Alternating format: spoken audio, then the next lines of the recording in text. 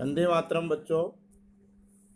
आज अपन पढ़ेंगे कक्षा 10 में स्वर्णिम भारत जो अध्याय है उसका अगला जो विषय है कि भारत में बाह्य आक्रमण एवं आत्मसातीकरण। इसका तात्पर्य है कि भारत में सर्वप्रथम बाहर से होने वाले आक्रमण किनके द्वारा थे।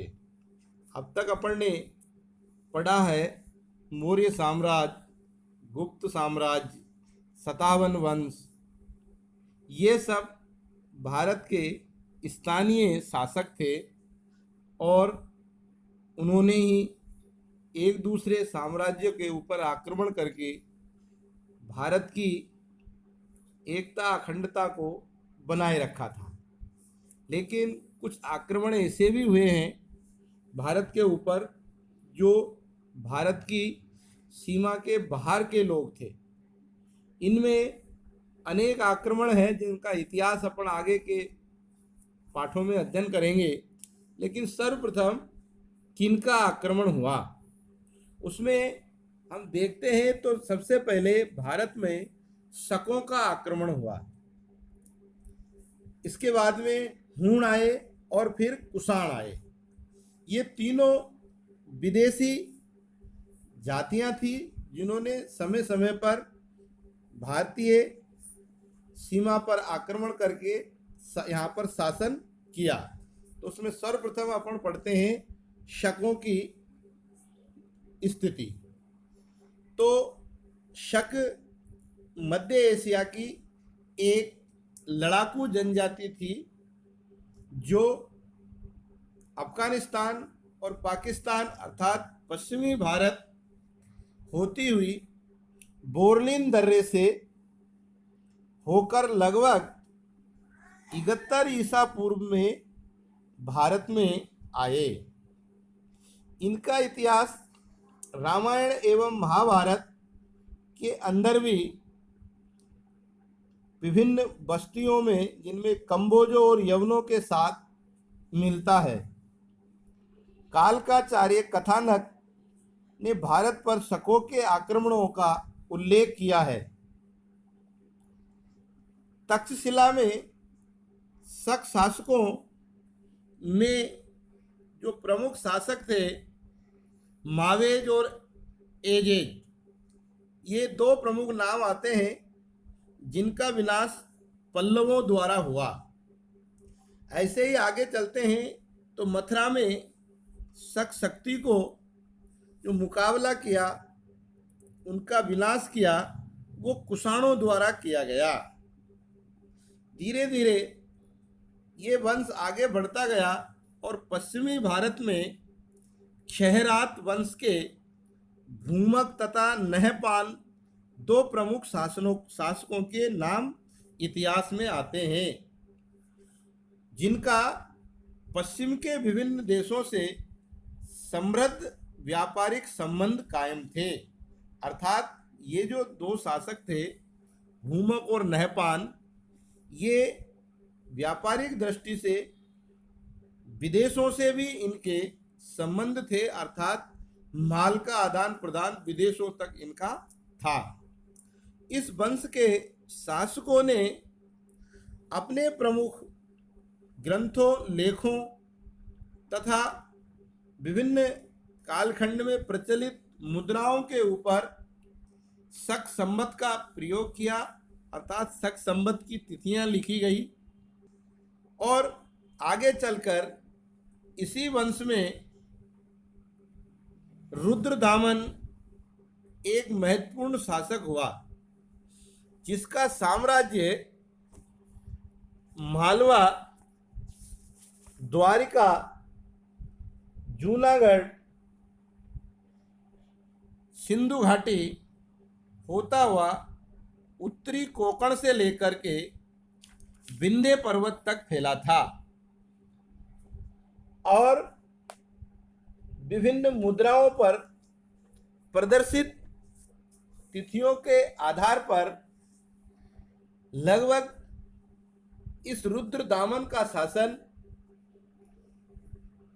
305 ईस्वी तक चला, अर्थात 305 ईस्वी में जाकर के यह वंश का शासन समाप्त हुआ।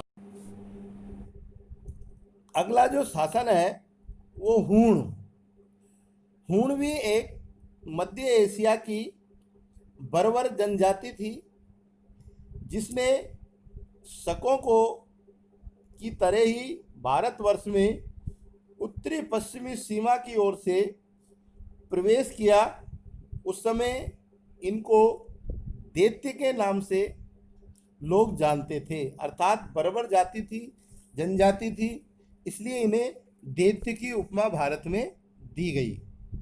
सर्वप्रथम 458 ईस्वी के लगभग इन्होंने स्कंदगुप्त के समय पर इनका आक्रमण हुआ और इनकी भारी पराजय हुई।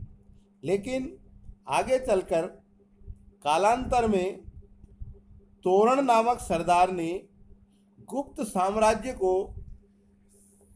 नष्ट भ्रष्ट करके, अर्थात गुप्त साम्राज्य पर आक्रमण करके पंजाब, राजपूताना, सिंध और मालवा के संपूर्ण क्षेत्र पर अधिकार कर लिया और स्वयं ने को महाराजा धीराज की पदवी से धारण किया।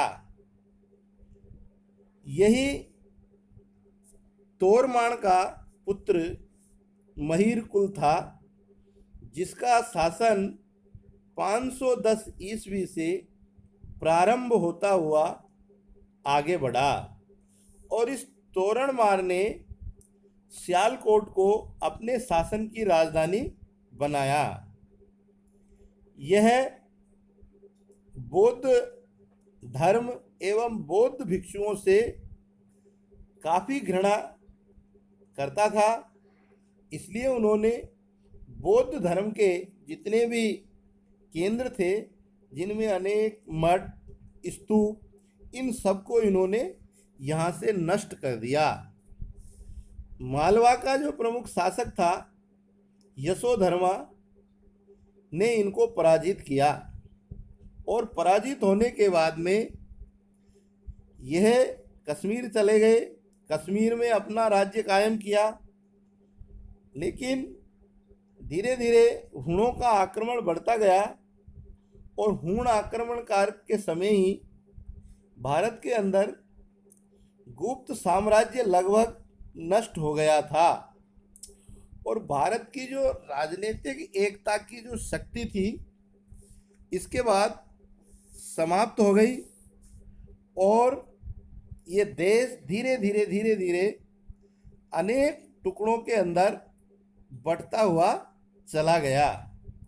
इस प्रकार से हम देखते हैं कि ये जो दो वंश थे या जातियां थी, शक एवं हूण, सर्वप्रथम भारत के अंदर भारी क्षेत्र से आक्रमण करने वाले थे, जिन्होंने भारत की एकता के अंदर सेंध लगाई और भारत की जो गुप्तकालीन वंश की राजनीतिक सत्ता थी, एकता थी, सुदृढ़ता थी, उस सब को इन्होंने नष्ट करके भारत देश को पुनः छोटे छोटे साम्राज्यों के टुकड़ों में विभाजित कर दिया और देश एक विभिन्न टुकड़ों के अंदर बढ़ कर के उसकी एकता की जो शक्ति थी उसको इन्होंने नष्ट